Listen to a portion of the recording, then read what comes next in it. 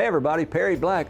Welcome to Second Chance Youth Ranch TV. We have two very special guests on this show. Don't go away. We'll be right back with Andrew and Taylor Kauffman.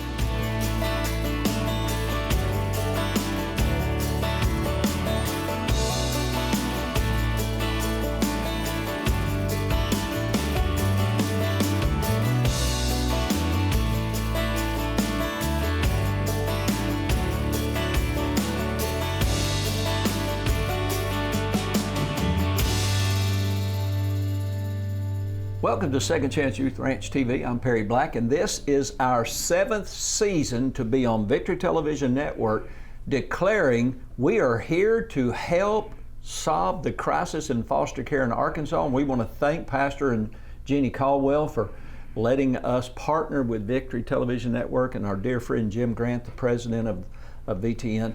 And what an honor it is to be on air and to reach not just the state, but with social media, the whole world. Absolutely. That may view at some point. So our guest on this show is Andrew and Taylor, and their last name is Kauffman, and they are here because Taylor is very involved in Second Chance Youth Ranch, and we're going to talk about that, and I hope that our producer warned you, I'm going to ask all kinds of personal questions. Okay. Because what people tell us that watch the show, all 4 or 5 of them, actually #1 show in its time slot, thank the Lord for getting the word out, because more people watch, tell other people, not necessarily to watch the show, but to get involved in solving the crisis in the state of Arkansas. And it's a national crisis. So Taylor, tell me, how did you come to know of Second Chance Youth Ranch? And then I'll talk to Andrew a little bit. Yeah, I actually grew up in family church. Pastor Lance was my pastor when I was a little kid. That's up our in Kids Way. pastor here. Absolutely. And how old were you at that point? I was probably 5 or 6 when it started. Your dad played drums for our season. He did, yeah. A couple of Yes, seasons, sir. actually. He sure did, yes, sir. And so I grew up in TNT. That was my youth group. I was heavily involved in leadership there. He actually proposed to me on the stage there. Which was really TNT? cool. In TNT, I didn't know that. Andrew, I know you, but I didn't know that. Yeah, he did. He wrote a song and played a song for me and all that stuff. Who was the youth minister at that point? Pastor Bradley. Oh, really? Yeah. Okay, that's cool. That was like back in, 2013? Yeah, 2014, a while ago. Like that. Yeah, that was. And so the grown-up kids that we call now were my friends. They were. It was really important to me. I remember Rachel and Billy being out there when going to camp with them. Like they were just, a part of the mission. And so for a season, we were in St. Louis doing ministry, and that season ended, and the Lord just told me to reach out to Rachel and see if she needed, assistance with whatever I was doing. So I sent her my resume, and she calls me like 10 minutes later and was like, let's talk. Yeah. And so we moved back. God called us back to Arkansas, and we're here. That was December of 2023. 2020, yeah. Yep. 2020. And so we've been here almost 2 years. Yeah, 2 years. And so we're coming up on 3 years. 3 years, almost 3 years. Yeah. So I started working, and then, when you work in foster care, you can't see the need and not try to meet it. Uh-oh. And so we had an extra room, and we said, we got to help with the mission. We got to do what we can. We have 1 bed, but that's what we're going to do. And so we decided to open as Therapeutic Foster Parents. Technically, are you a Bryant girl? Is that where you went to school? I am a Benton girl. Uh-oh. Well, I know. The 3 Bs, Benton, Bauxite, and Yes, Bryant. absolutely. So, Andrew, what about you? Are you a local guy? No, I'm not. Grew up in Tennessee, and actually that's how me and Taylor met, was through her sister who lived in Tennessee. And then what part? Nashville or something? A little north of Nashville, Clarksville, Tennessee. So it's connected to Fort Campbell, Kentucky, for the military base there. And so why the military was? So my dad, he was in the military, so he served over 25 years, Special Forces, and so Army. Army. I'm an Army guy. Yeah. And so because he was Special Forces, there's only a limited amount of bases. So I don't have the typical Army brat kind of story where I didn't travel anywhere really. I grew up in right on Clarksville and Fort Campbell, Kentucky, in that area. And how did you make your way to TNT and did you meet Taylor at TNT? So her sister lives in Tennessee, was on the worship team at the church I was the worship pastor at, and she kind of introduced me and Taylor about I know this great gal and you should talk to her, and so we started off long distance, and then pretty much through getting to know each other, I was able to work with Pastor Bradley and actually set up a big proposal here at the TNT building. And so Well, do y'all have pictures of that? I believe so. We could probably get you some. All right, get us some pictures. Yeah. Get them over to production here. We might slide that in here because I didn't realize that that y'all did that. That is pretty cool. I love this show because what I try to do on this show is introduce people that watch, because they're watching intentionally, to our guest, and I'm just flabbergasted every time I interview someone, even people that I know, the things I learn about them that I didn't know. So it'd be great if people interview me. We could tell them all kinds of stories. And Kathy has done that a couple of times. But so tell me, how did you get then involved in foster care directly? You came back. Were you involved in any way with fostering before, or connecting with Rachel and No, it was out of nowhere. We were praying one day, and we knew our transition was happening from St. Louis, and I just really felt a draw towards coming back home to Arkansas. We had been away from our family for a long time, and so I was praying about it, and the Lord said, message Rachel Hubbard. And I said, Lord, I don't even have her phone number or email. It's Facebook. That's not professional. And I obeyed, and she had said, like, Taylor, we've been praying over this position for 3 months, so let's talk. And so then she sent me pictures of all the kids in the pool and all the wonderful things that are wonderful about the ranch. And so pretty much we decided we're going to go ahead and get started, and I had the job before we moved. So it was a God thing 100%. So that's how we're here now. Well, let me say this in this first segment. We were at the ranch very recently with what group did we just host out there? I say we because I'm French. ACCA. What is that?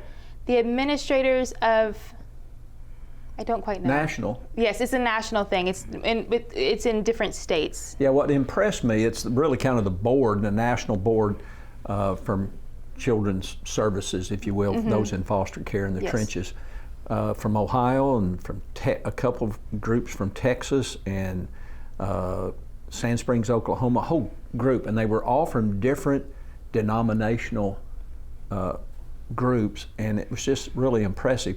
And I'm just going to say this, and I want it on camera, and then you can tell Rachel I said it. Okay. I was impressed with you and Liz. I mean, Billy and I are good buddies, and Rachel, I love her and the whole family, but I don't get to see y'all in action much. And when I got home, I told my wife, I said, our ranch staff is awesome. And I mentioned you and your presentation, and she said, well, what did they do? And I said, well, Taylor talked for a bit and shared the values that we have, and then Liz shared a little bit and what she does in her role, and then Rachel came up and shared. And I said, I was so moved with the hospitality, y'all sharing our values and what we do and why we do it. And it's just a blessing. And to see that group visit us and be inspired by us. And our goal is to inspire you on this show so that you won't be an observer, but you'll be an active participant. So stay tuned, and we'll be right back. A mission field around you is filled with young hearts needing a forever family. And at Second Chance Youth Ranch, our team is committed to providing healthy, stable, loving homes and families to hurting children in the Arkansas foster care system and those up for adoption. Please contact us if you feel the tug at your heart to help foster or adopt, and find out the steps you could take to help fulfill a child's lifelong dream. Maybe you can't foster or adopt, but you could help. The need for thousands of children in the system is staggering. But with the help of faithful partners and business alliances, we are meeting those needs right now. Would you help us make a difference? Every gift, regardless of size, impacts a child's life directly and helps provide for a home in the gap right now. Visit the Second Chance Youth Ranch website at 2CYR.org to read more, watch the stories, and to make a contribution for a hurting child's care. Monthly partners are needed, so please contact us right away.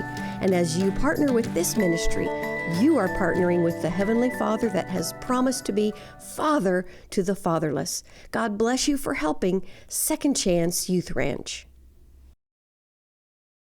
Welcome back to Second Chance Youth Ranch TV. Our special guest, Andrew and Taylor Kauffman.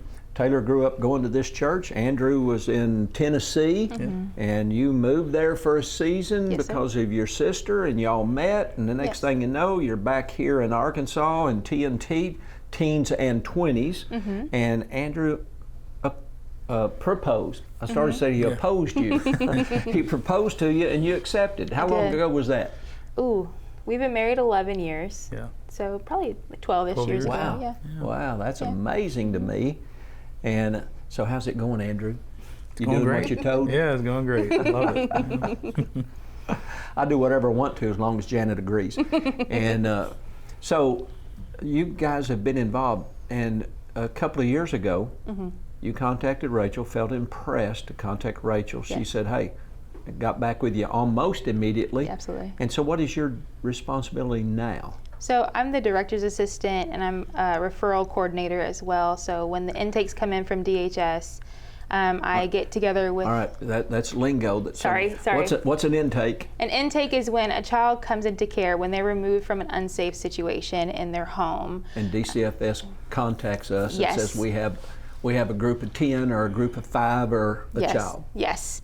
And they put in what we call as a referral. And my job is to gather information about the referral and kind of try to find a home that we have for that child to fit through prayer and a lot of conversations and kind of investigating some behaviors and things about them to know that we can have them fit for long term. Yeah, because you're trying to fit a child into a family dynamic. Yes, sir. That child would fit. Yes. And when let's say you get a referral of a little boy, he's 10, he likes dinosaurs, a little girl, she likes to dress up as a princess. What do y'all do? We take that information, we get a little bit deeper about like diagnosis, how long have they been into care, what was their their removal reason, why were they brought into care. And when we talk about that and we think about all the homes that we have open and see where they could fit. Some parents have preferences of age and or they have teenagers in the home, so they don't want a teenager of a different gender in the home. And so we just have to take that into account for their current family dynamic. So that little boy and that little girl though, they're going to have a bed and a room. Yes. What do y'all do? Because I know you run down to Target. Yes. Or you run down to Home Supply. Once we talk to the family and they accept, we make sure they have everything they need. So we contact the state workers, we formulate a plan of when they're arriving, we help gather a welcome basket to go on their beds. If it's a campus home and it's a different gender than what the room is set up for, we go and switch it out really quick. Hobby Lobby is our best friend, where we kind of go and switch the rooms, because we want them to know we thought about you, we love you, we care for you, and you're here for a reason. So if he likes dinosaurs, y'all get little dinosaur decor. Yes, or little toys or anything that we can gather or know about them. We want them to feel loved and embraced when they come into the home. And so we encourage our parents to create those things and have them ready once they arrive. Yeah. And sometimes when they arrive, they don't have anything with them. Absolutely. And we refuse to let them leave the same Absolutely. way. Yeah, we go shopping the next day after we get sizes. We put in a purchase request, and and there are people that donate, which we're so thankful for. And we get them everything they need. They will not leave our organization, whether that's through reunification or adoption. That's our goal, is like making sure that this is their last stop before permanency. But they're going to leave with everything they need. Andrew, from a perspective of a guy and a husband, what's it like having a wife that's probably like a real estate agent? She's on the phone at 9 o'clock or 2 o'clock in the morning. Yeah. Hey, we've got a kid. Can you help us? What's that like? Yeah, it's it's amazing to kind of see what she does and the heart that she has, and we made I always make the joke of, I don't really talk about my work because it doesn't even shine in comparison of what she's doing. I work in marketing, so I'm talking about maybe a strategy or a campaign that didn't go well, or I'm talking with a client and they're upset that we did purple instead of blue, and then I come home and Tay's like, yeah, there's 3 kids who need a home. I'm like, okay, I'm not going to talk about my job at all. Yeah. Yeah. And so, as a believer, is that pretty much a dynamic of the family, of being supportive, helping my wife help kids?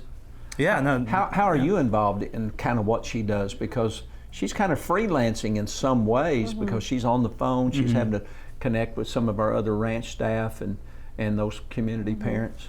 Yeah, there's definitely days where if she is busy and supporting, other kids who are in need. I mean, me as a father, we have 2 kids of our own. It's at that point, it's like, yeah, I'm going to take them out for dinner. I'm going to cook dinner tonight. Make sure things are freed up to where she can focus on kind of that ministry. I just picked up on something. You mentioned that you assist Rachel, assistant to the director. Yes, sir. Your other title and function is? Referral coordinator. And what else do you do? Are you a therapeutic foster home? Yes. And he just mentioned 2 children of your own. Is there more than 2 children in the house? No, our daughter, she's been in our family for 2 years now. Has her own road of her time in care, and it's still going, but we definitely just refer to her as Can our you tell me the kid. difference between what we would call a typical foster home and a therapeutic foster home? Yeah, so a TFC home has a higher level of training and a higher level of expectation, because we take in kids who have higher needs. So that might be medical needs, that might be like a feeding tube or something medical that you may need a higher level of training or responsibility for. It could be developmental needs such as autism, or it could be just kids who have had a really traumatic history to where their behaviors are beyond what a typical family structure may be able to handle. And so we give a little bit more training for that. And how old are your children? Our son is 10 and our daughter is almost 5. Is your son a birth son? Yes. And your daughter is a bonus daughter? Bonus daughter, yeah. And so people are watching right here. It's sometime after 11 p.m. at night, and they're going, that couple is so wonderful. They're just perfect. I wish I could do something like that. Can they? Absolutely. How could they? They're so busy. They've got kids of their own. They have a job. What's really beautiful to see the dynamic of our community homes and being on the back side of the work and doing the work is that there are real people who work 40 hours a week that just manage to do it. But it also is because of the excellent level of care we give our families. I have a case manager, we have a therapist, we have a team of people that support us and surround us, and that is unheard of in foster care in general. Yeah. We couldn't do it without our support team through the ranch. They pray with you, they encourage you, they do all those things, and it's such a beautiful family that we have that support us, that lifts us up. And we want you to be a part of the family. You can pray for us, you can honor God with giving, or you can be a supporter by getting connected. We'll be right back. When I grow up, I want to be Sonic the Hedgehog. That'd be cool. What would you do if you were Sonic? Run, jump, and spin dash. So, what are we gonna do now? My name is Christian. I'm 11 years old. I like to ride bikes, and I like to play with scooters. My favorite part about school is science. My other favorite part at school is math, and my other one is reading. If I had $1 million, I would go to the store and I'd let people get some food and something. Could you just chilling, hanging out? Okay, but give me that good Christian smile right here. Look at me. Now laugh. Do that funny laugh that you were doing. I want to be adopted by a nice family that loves me and I love them. I'm a good person. I'm kind and I am lovable, and family is a good family that take care of us.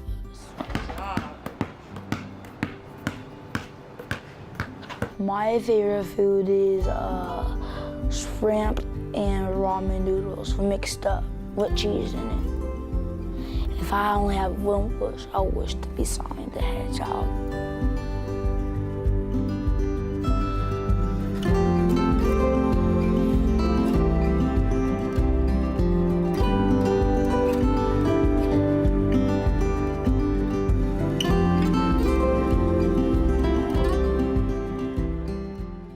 Hey, welcome back to Second Chance Youth Ranch TV.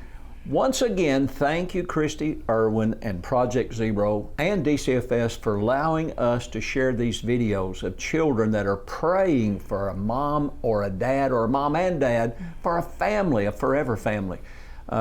Taylor, in foster care, how many children approximately are in the state of Arkansas in care right now? Probably around 3,400. 34.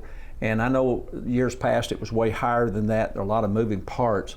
And how many children do we currently have in care under the supervision of Second Chance Youth Ranch? Around 92. Around 92, and just a few months ago we had 96. Yes. We'll hopefully, producer will interject the new house that we're finishing. My goal is to dedicate that house the week of my 53rd Christian birthday, which will be the 26th of October. So that week, I'm hoping to be able to get everything finished and do a ribbon cutting and celebrating my new birth and bring in 6 more children. That's amazing. We believe Yes, that sir. by the end of 2025, we'll have over 100 children in our care. And it's because of people like you and Andrew that are really out there in the trenches, that are really loving on our staff, our supporters, and all the kids. What a awesome thing. December 2025, we'll be celebrating 20 years with young people in our care. Back in the early days, they were teenagers, and we mentioned that earlier. That can be a challenge. And now, for the past several years, it's sibling groups. And we sometimes get a sibling group of 10. 12 was our 12? biggest, yeah. Sometimes a sibling group of 2. In a previous show, someone said they had a child that was a month old, teenagers. And so there's a place for you that are watching. There's a place for you to connect. And everybody can't foster, and everybody can't mentor, and everybody can't do everything, but everybody can do one thing. Paul said, this one thing I do. And too many people do 100 things and don't do it well. If you do one thing, and one thing you could do, I know you can do, is you can pray for us. Absolutely. Prayer moves mountains, and there's a mountain of need in fostering. Andrew, what would you say to anybody you're not directly involved out here in the field on a daily basis? You have a professional job, but you're a foster dad and you're a dad. I don't even like the word foster dad. He's a bonus dad. He's loving kids on purpose, you know. So what would you say to anybody that's watching and they got 101 reasons why they're too busy, can't do it, get too attached? What would you say? How do you deal with that? Yeah, you know, I think a lot of times everyone, right, all of humanity, we always use we, but at the end of the day, it's a me thing, right? I mean, I need to take ownership. If I want to see the change, then I need to, put my hands to the plow. And yes, there's sacrifice. Yes, there's per se inconvenience. But at the end of the day, though, we're also talking about a human life. Yeah. And that's at the end of the day what I care about. And I think that's what when we get to the heart of it, everyone does care about it. But again, it starts with a me, not a we. I think everyone's waiting for someone else to take the charge. But at the end of the day, I sure wish somebody'd solve this problem. Yeah. You are somebody. Yeah. What would be an obstacle that somebody might be facing, or you have faced, that they need to just kind of work their way through it? You got to take one step, don't you? You can't get to the top of the staircase till you take the first step at the bottom. Yeah, I think the common thing, and even me and Tay talked about it when we were first taking this journey, is what's it look like if I get too attached, or that's been a very common theme, and even when I talk to people about it, that's what the number one thing kind of comes up. But at the end of the day, I mean, it might only be for a season, it could be for forever, but during that season, it's life-changing, right? Yeah. And so it's kind of like looking at someone and going, you know, they're asking for water and they're dying of thirst. And it's like, well, I can only provide 1 day of water. Well, I would rather provide 1 day of water than just go, you know what, since I can only commit to 1 day, I'm not going to help them out at all. And so I think when you change that perspective, it really changes, you know, what you're doing. Yeah, when my mom and dad, my mom specifically, opened our home up in Jonesboro for the first foster children, we got 4 boys, and the youngest was named Dennis. They called him Dinky. He's 5. The others were the same age as my brother Paul, my brother Pat, and myself. And then on November 13th, a little girl was born. And on about the 13th of November is also my birthday, we named this little girl Tina Marie. She came to us 3 days old on the 17th. And we got pretty attached to that little baby. And when she was adopted, my mother and the caseworker from DCFS brought her to her new parents in Little Rock. And when Mom got home, my sister Paula, who's 3 years older than me, she was crying. She laying on the bed crying. And Mama went in there and said, Paula Jean, we had an agreement that we could only keep babies if we would not do this, and we've got to let them go to their family. And she said, so girl, I want you to dry your eyes. Those 5 children are the first of well over 110 kids that my mother took care of. So yeah, you get attached. Yeah. But doesn't Tina Marie deserve that? Doesn't your precious little one deserve that? Absolutely. Every child deserves to be loved, and some parents don't know how. I say my daddy really didn't know how to love us. He just did the best he could. But the kids deserve that. Absolutely. And the one thing fostering does is we love you on purpose. We're choosing to love you. We don't have to, we want to. Absolutely. And that's life-changing for kids, isn't it? We got about a minute and a half. Taylor, what would you say to anybody out there that would even consider, why should they consider Second Chance Youth Ranch? I think you should consider Second Chance Youth Ranch just because of the immense support that you have. We've had people who have fostered through DCFS only and have come into our community and are just blown away. They're like, I don't know how I did this before, just because of the support aspect of it. It's not easy, it is a calling, but it's definitely something that's worth it. We don't just take kids, put them in your home and say, okay, call us when you're tired. Yes, yes, yeah, we intervene, we give you respite, we do everything we can to keep you and that child successful, and we just want holistic healing for every part of it. And before the end of 2025, we'll have a Connect Center. That's a major answer to prayer. Absolutely. And I get Rachel off of my case. And that allows all of our foster families, community and campus to come together to connect, and therapeutic offices and so forth. There is so many opportunities at Second Chance Youth Ranch. Absolutely. And so many obstacles that we will help you overcome. Taylor and Liz and Rachel, they will walk you through this. 100%. And I'm telling you, if Andrew and I can do it, so can you guys. Support your wife. Open your home. If you've got a bedroom, we'll place 1 child there. If you've got 2 bedrooms, we might put 2 in there. We might put 3 in there. But we'll walk you through it, and we're not just going to give it to you and leave you on your own. We're here to help you. Thanks for watching 2CYR-TV. We'll see you next week. Bye-bye.